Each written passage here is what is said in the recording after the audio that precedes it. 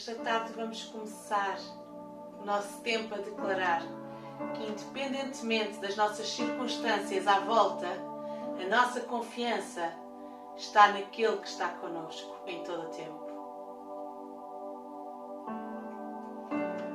Sobre as águas tu me chamas, onde os meus pés podem falhar. Este vazio em que me encontro, no mar profundo, confio em ti. Pelo teu nome clamarei, meus olhos eu elevo a ti. Na tempestade é nos teus braços que eu descanso. Eu sou teu e tu és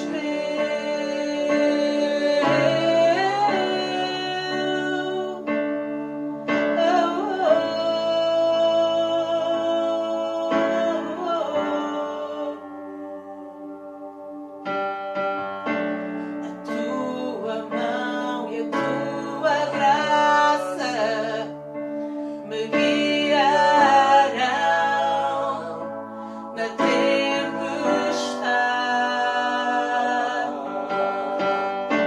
Tu me libertas dos meus medos. Confio em ti, pois não falharás.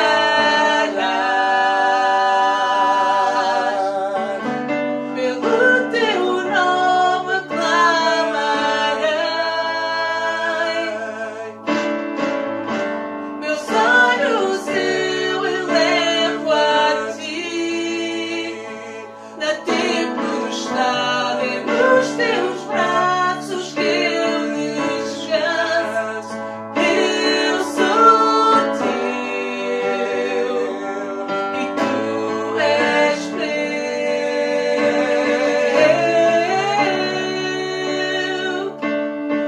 Eu sou teu e tu és meu. Em ti confio, Senhor. Descanso em ti, Jesus.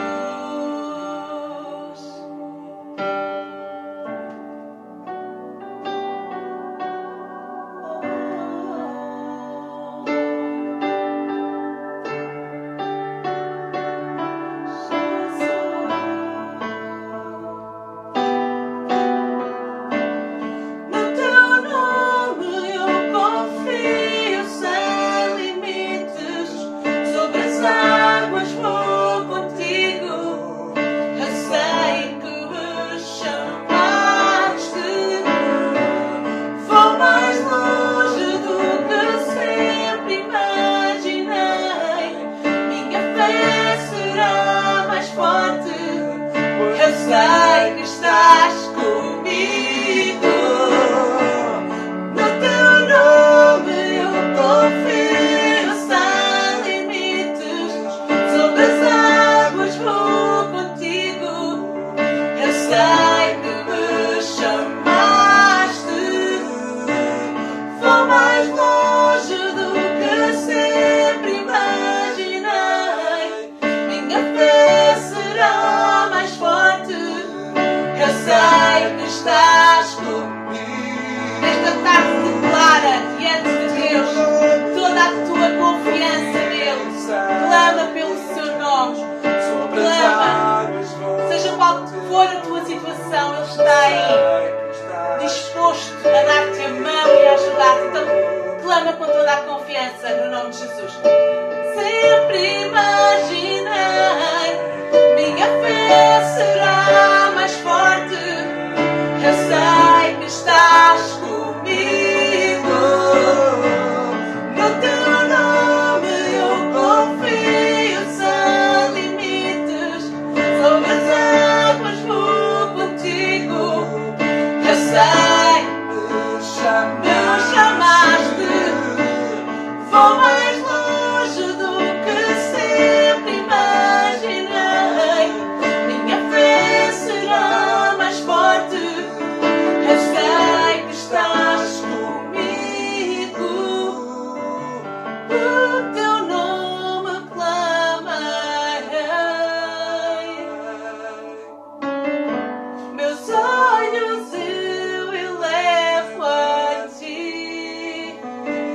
tempestade, é nos teus braços que eu descanso. Eu sou teu e tu és meu. No teu nome eu confio sem limites. Sobre as águas vou contigo. Eu sei que me chamaste. Vou mais longe do que sempre imaginei. Minha fé será mais forte. Eu sei que estás comigo. No teu nome eu confio sem limites. Sobre as águas vou contigo.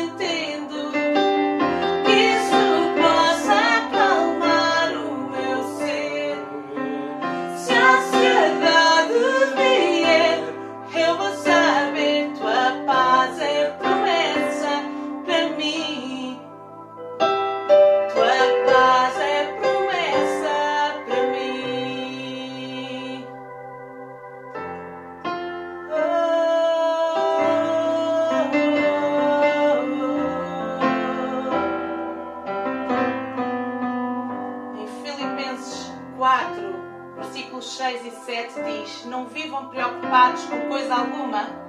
Em vez disso, orem a Deus pedindo aquilo de que precisam e agradecendo-lhe por tudo o que Ele já fez. Então experimentarão a paz de Deus, que excede todo o entendimento e guardará seu coração e mente em Cristo Jesus. Toma posse desta paz. Tu és paz. Tu és paz no meu coração. Mesmo na aflição, acalmas a escuridão. Isso é quem és, eu sei quem és. Tu és paz quando o medo vem. Tu és paz quando não estou bem. Mesmo quando não vai. Isso é quem és, eu sei quem és. Encontrei uma paz que vai além tudo aquilo que possa entender. Toda a ansiedade se rende na tua presença, Jesus. Tua paz é promessa para mim.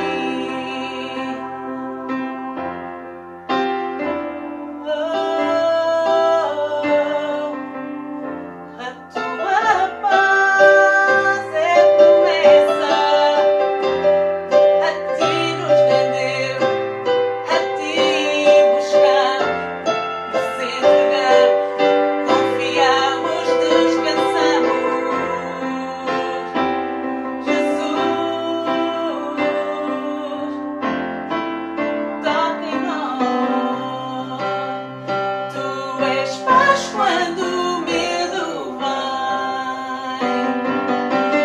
Paz quando não estou bem. Mesmo quando não vais. Isso é quem és, eu sei quem és. Tu és paz quando o medo vem. Paz quando não estou bem, Jesus. Mesmo quando não vais. Isso é quem és, eu sei quem és. Isso é quem és, eu sei quem és. Isso é quem és, eu sei quem és. Isso é quem és, eu sei quem és. Encontrei uma paz que vai além de tudo aquilo que eu possa entender. Toda a ansiedade se rende na tua presença, Jesus. Tua paz é promessa para mim. Tua paz é promessa para mim. Tua paz é promessa para mim.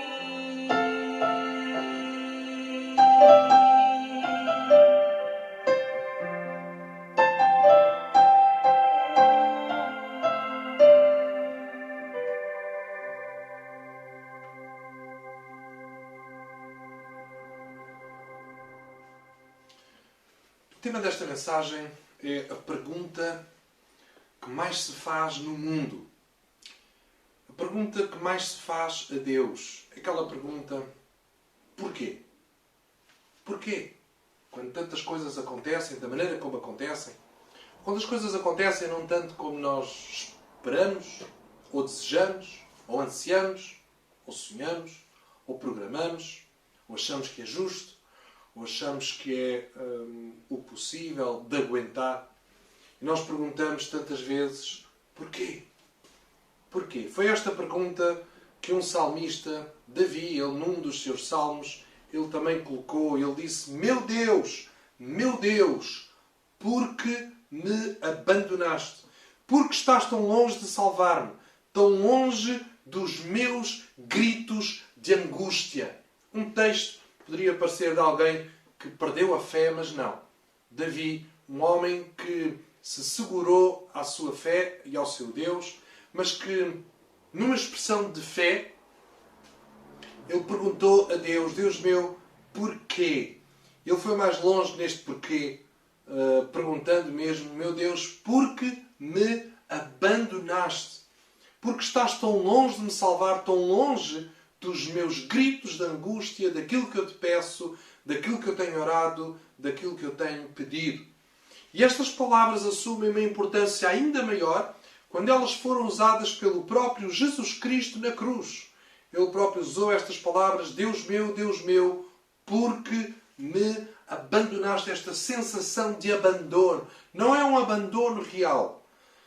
Deus nunca abandona. Este um ensino, é uma declaração da Bíblia. Portanto, uma declaração de verdade inequívoca e infalível. Deus disse: nunca te deixarei, jamais te desampararei.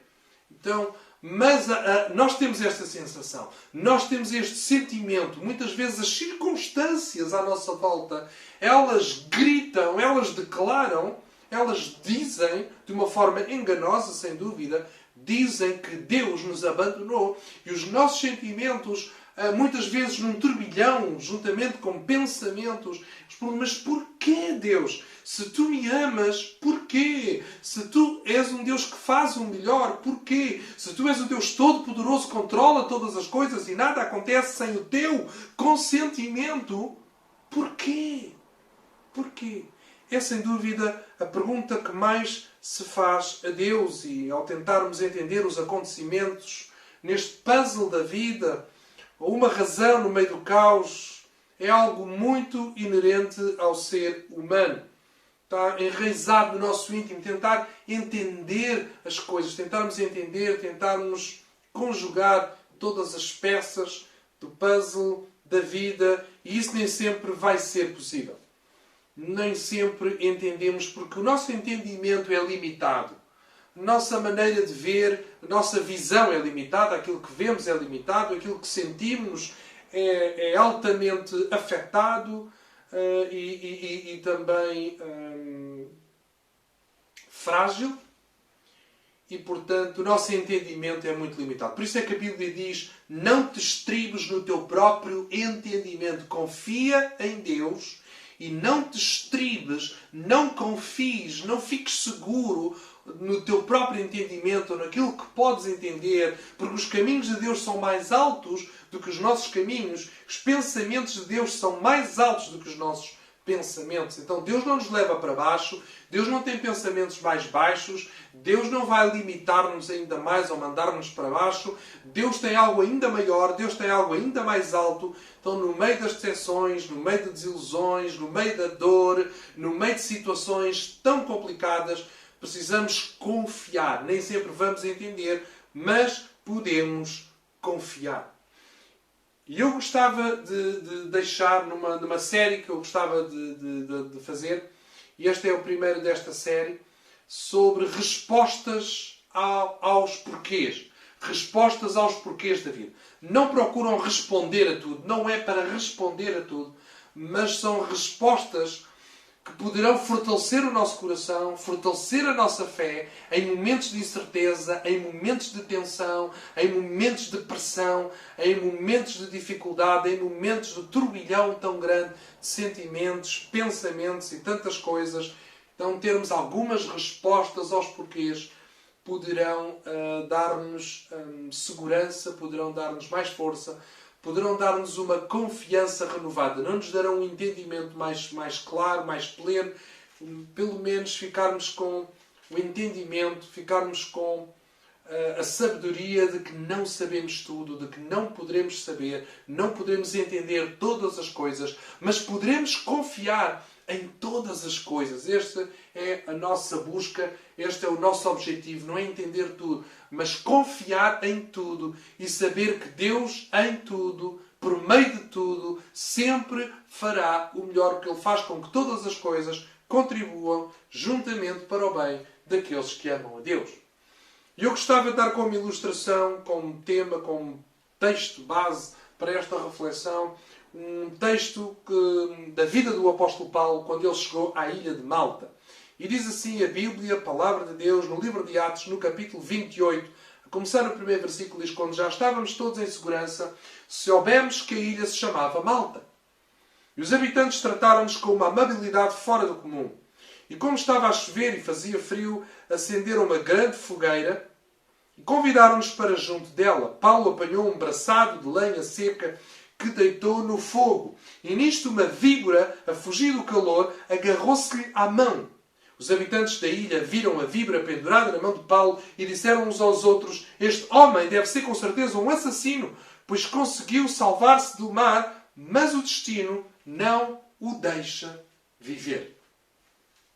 Esta situação que acabámos de ler, este episódio, este relato, este acontecimento, o que está a acontecer aqui é altamente dramático. Paulo, ele vem numa situação já muito difícil, perseguido pelos judeus, preso injustamente, andava em tribunais, há 3 anos que ele andava nesta situação, ter sido preso, andar em julgamentos políticos com os romanos que não conseguem condená-lo de forma injusta, porque ele, como cidadão romano, tem de haver provas para ele poder ser condenado, ao contrário de Jesus, que foi julgado ilegalmente, sem provas, sem nada, foi condenado. A Paulo eles não conseguem fazer isso. Eles queriam fazer, mas não conseguem porque ele é cidadão romano.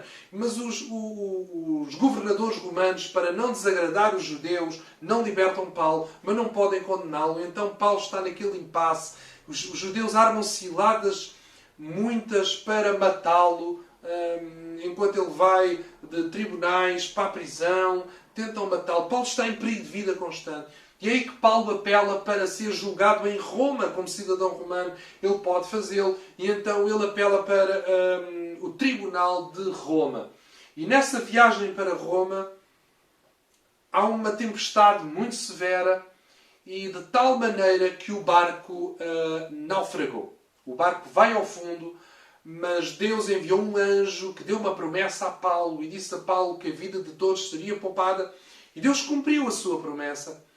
E apesar do barco ir ao fundo, eles conseguiram salvar-se porque o barco já estava perto da costa desta ilha chamada Malta. Não estava no programa, não estava na agenda daquela viagem, não estava na agenda do piloto, não estava na agenda do dono do navio, não estava na agenda do centurião romano, das autoridades romanas que levavam aqueles muitos presos para serem julgados em Roma. Não estava na agenda de ninguém, mas estava na agenda de Deus. Deus é um Deus de propósito. E quando Paulo está naquela ilha, e parece que está no meio de situações cada vez mais difíceis, para além de ir ser julgado a Roma, passa pelo naufrágio e agora está na ilha. E quando Paulo está também a pôr lenha naquela fogueira, vem uma víbora a fugir do calor, pega-se à mão de Paulo, morde-lhe a mão, e pela reação dos nativos que disseram: este homem vai morrer a qualquer momento, nós percebemos que a víbora era altamente venenosa.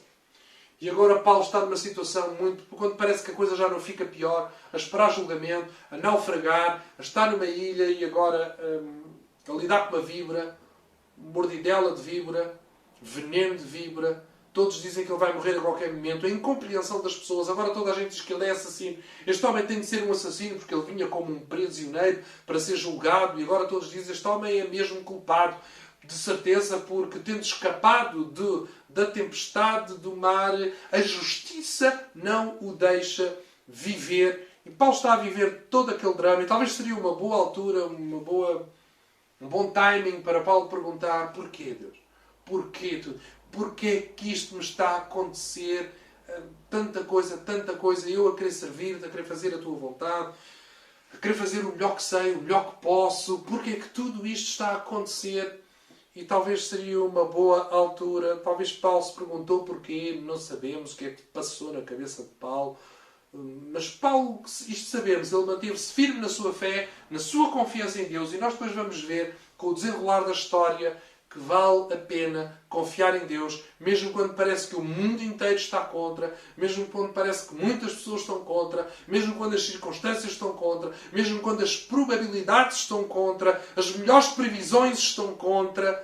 Mas Deus é um Deus que está a nosso favor, porque Ele é chamado de Emmanuel, o Deus que é connosco, o Deus que não nos abandona, um Deus que não ficou no céu apático e indiferente, nem voltou as costas à humanidade, mas mergulhou no nosso mundo em carne e osso, habitou entre nós e vimos a sua glória, um Deus que viveu por nós, morreu por nós, deu a sua vida por nós e ressuscitou ao terceiro dia por nós. É o Deus Emmanuel, um Deus que é connosco, um Deus que não abandona, um Deus que ama, um Deus que sofre connosco, um Deus que vai à luta, mas um Deus que venceu e um Deus que partilha connosco a sua plena vitória. Este é o nosso Deus Emmanuel. E uma primeira resposta que eu queria dar aos porquês, esta pergunta do porquê. Deus quer que haja livre-arbítrio. A questão do livre-arbítrio, esta é uma resposta um pouco filosófica, um pouco difícil da nossa mente entender, mas precisamos também pensar nela. C.S. Lewis, um pensador cristão, ele disse assim: tente excluir a possibilidade de sofrimento que a ordem da natureza e a existência do livre-arbítrio envolvem e descobrirá que excluiu a própria vida. Um pensamento interessante e de sabedoria, onde ele disse: se nós quisermos excluir todo o sofrimento que esta ordem natural e atual da natureza impõe, se nós quisermos excluir todo o sofrimento e tudo aquilo que de mal acontece, nós iremos pôr em causa o livre-arbítrio e, portanto, iremos excluir a própria possibilidade de viver, pelo menos da forma como vivemos, de uma forma de livre-arbítrio, de liberdade de escolha, onde nós não somos robôs, não somos programados. Deus não nos criou dessa forma. Deus criou-nos com livre-arbítrio. Não somos marionetes nas mãos de um Deus com caprichos. Não. Somos seres objeto do amor de Deus. Alvo do amor de Deus. Objeto nesse sentido de sermos alvo do amor de Deus.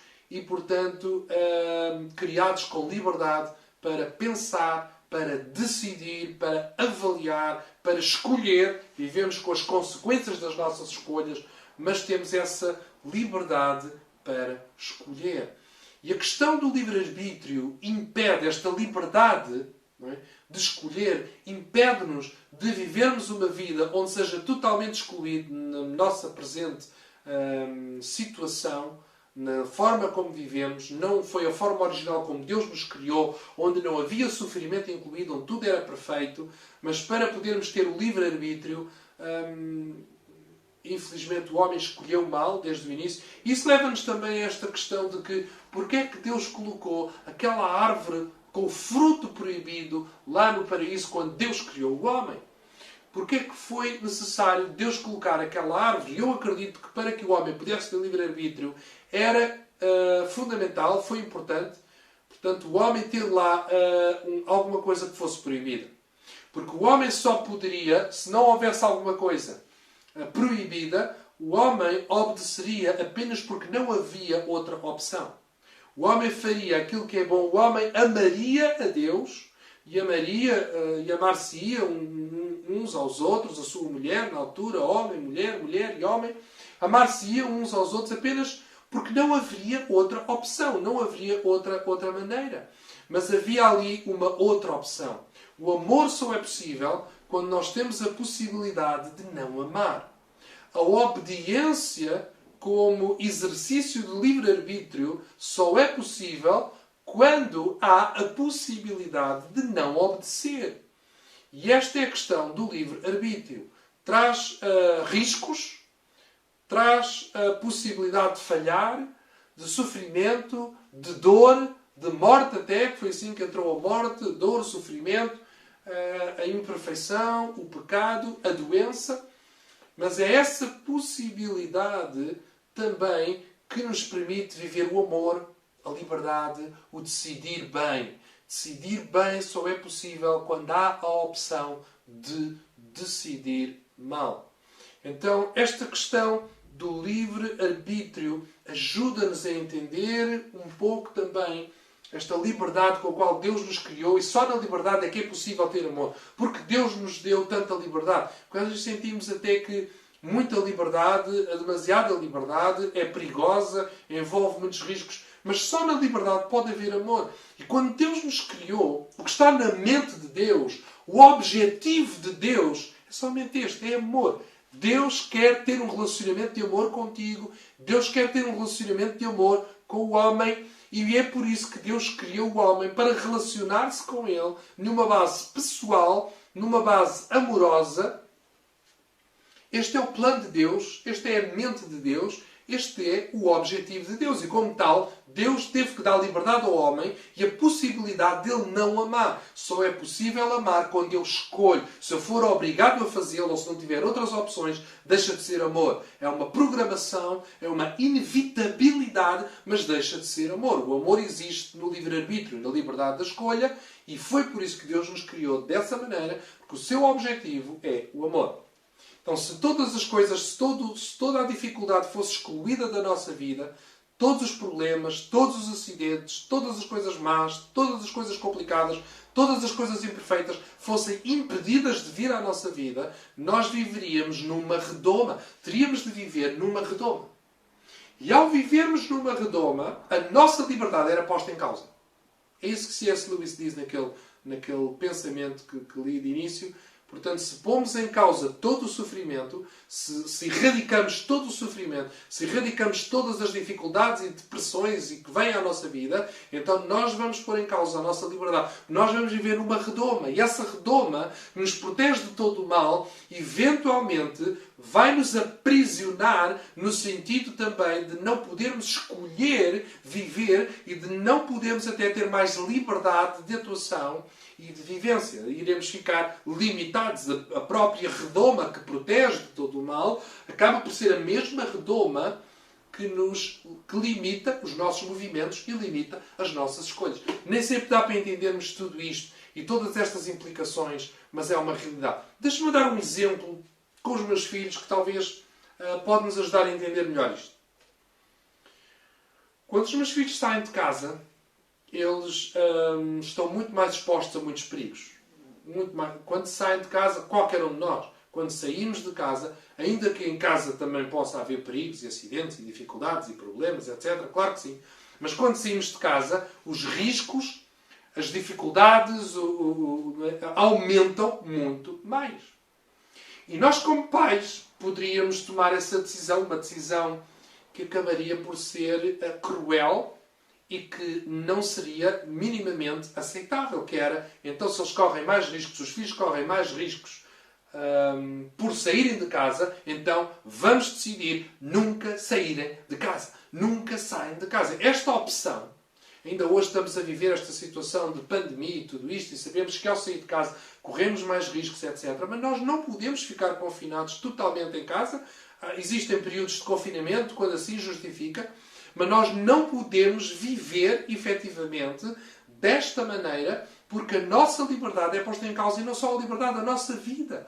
Se eu decidisse que os meus filhos, para não correrem riscos, não saíam de casa, eu iria protegê-los mais, é sem dúvida nenhuma, é um facto, mas eu iria impossibilitá-los de viver todas as coisas boas da vida. De conhecerem pessoas, de estudarem, de se formarem, de desenvolverem de uma forma saudável, de trabalhar, de encontrarem o seu propósito na vida, de encontrarem pessoas com quem, as pessoas que têm um propósito enorme, amigos, relacionamentos, amor, casamento, filhos, família, a sua casa, a sua autonomia, a sua maturidade.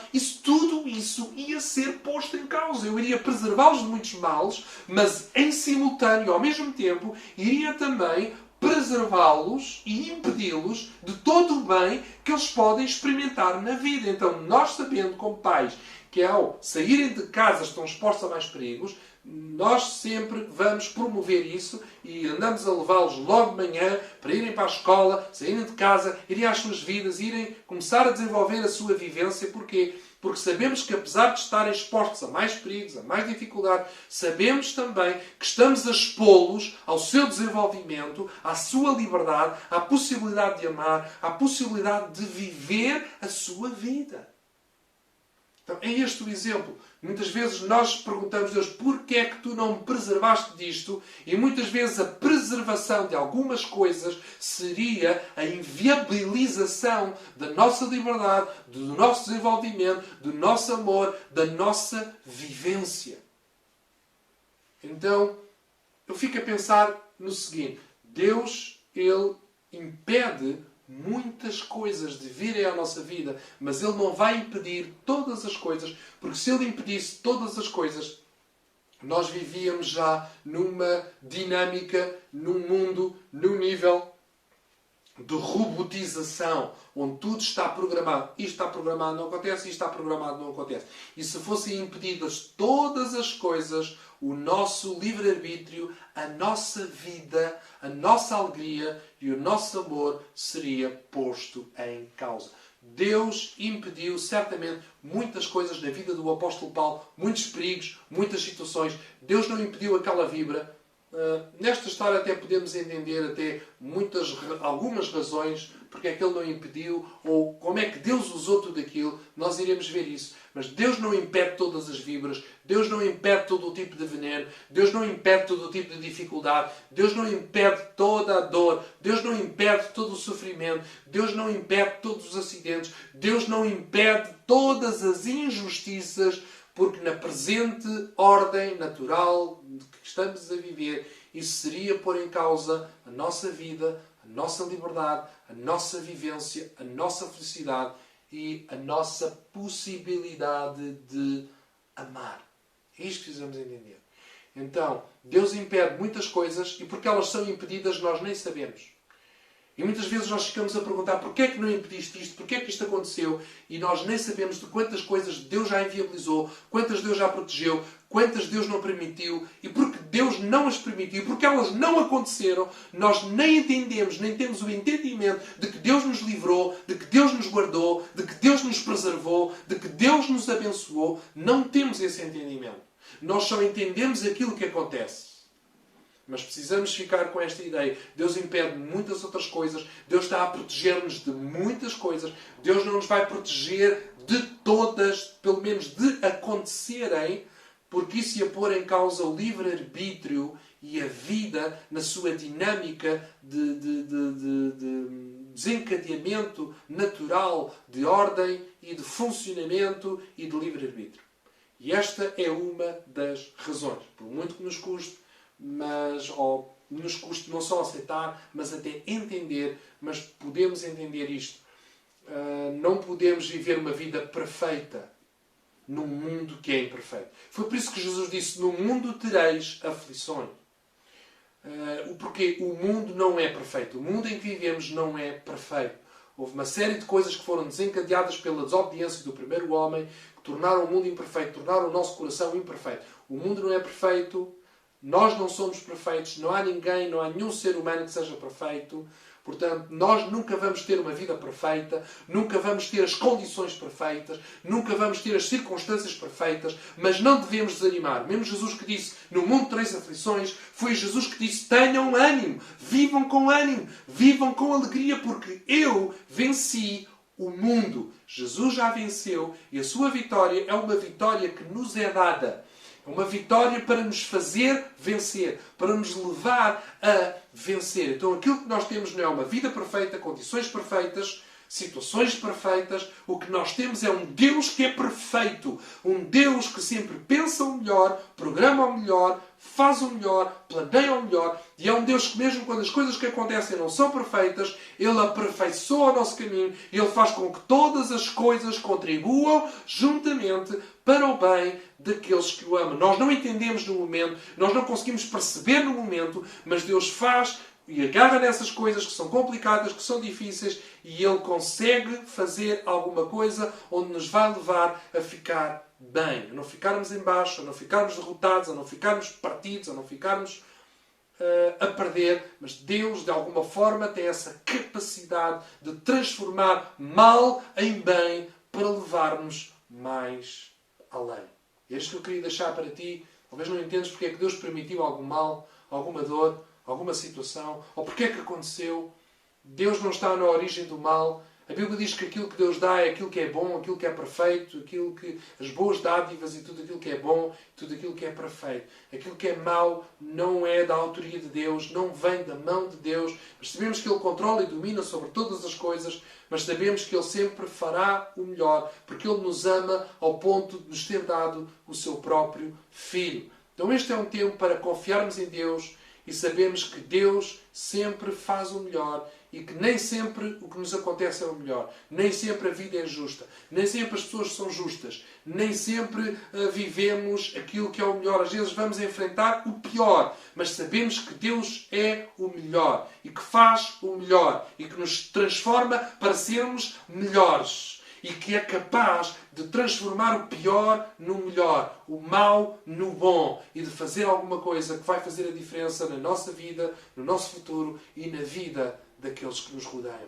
Quero-te convidar ainda neste tempo para confiares em Deus de todo o coração. Confiares que apesar da vida, a vida acontece. Há muitas coisas, mas Deus, não, a vida acontece. A vida tem a sua forma de acontecer também. Nada acontece sem a permissão de Deus, é verdade, mas a vida acontece. Deus não inviabiliza todos os acontecimentos, mas Deus está a cuidar de ti e a fazer o melhor para te abençoar e para cumprir todos os propósitos que tem para ti. Porque Ele diz, eu sei os planos que tenho para ti, planos de bem e não de mal, para te dar uma esperança e para te dar um futuro. É isto que Deus te diz, é isto que Deus diz na sua palavra, é isto que Deus quer para ti e é isto que Deus tem para ti. Quero fazer uma oração, quero te convidar a entregares mais uma vez a tua dor, o teu coração, a tua situação, aquilo que estás a viver nas mãos de Deus e a confiares que Ele é poderoso para fazer infinitamente além daquilo que podemos pedir ou pensar segundo o poder que em nós opera,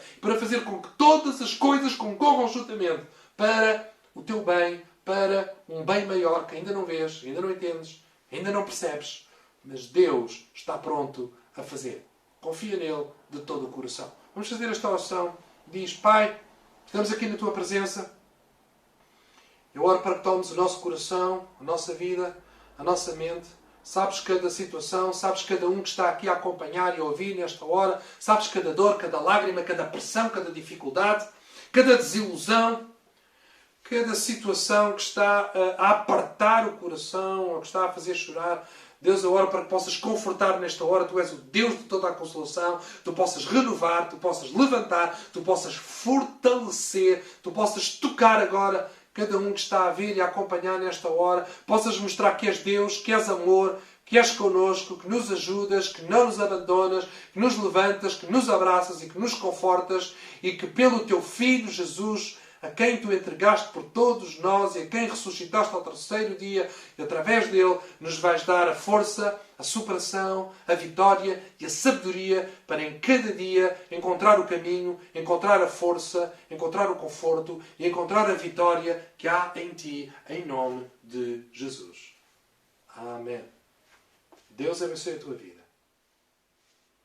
Vamos terminar festejando a este Deus que é digno de todo o nosso louvor e de toda a nossa confiança, haja o que houver.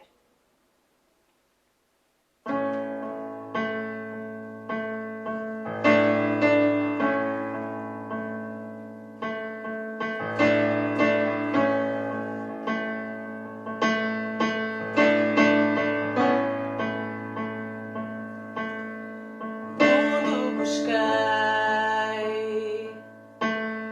mas nada preenche,